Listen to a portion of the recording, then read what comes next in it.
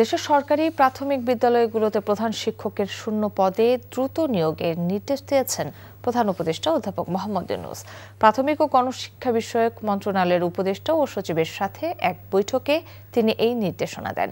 সোমবার বিকেলে প্রধান উপদেষ্টার সরকারি বাসভবন রাষ্ট্রীয় অতিথি ভবন যমুনায় এই বৈঠক অনুষ্ঠিত হয়।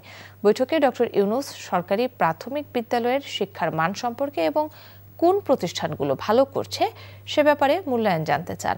প্রাথমিক ও গণশিক্ষা বিষয়ক উপদেষ্টা বিধান রঞ্জন রায় এ সময় বলেন, প্রাথমিক শিক্ষা ক্ষেত্রে অবকাঠামো উন্নয়ন হয়েছে, কিন্তু শিক্ষার মান সেভাবে বাড়ানো যায়নি।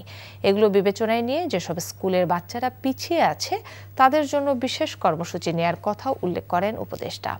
দেশে ৩২,০০০ প্রাথমিক বিদ্যালয়ের প্রধান শিক্ষক পদ বর্তমানে শূন্য রয়েছে।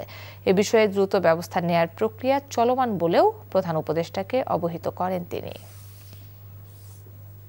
বান্ডেল থাকলে প্রতি সেনমানিতে টাকা বাঁচবে। বিকাশ সেনমানি বান্ডেল কিনে জিতুন প্রতি লেনদেনে।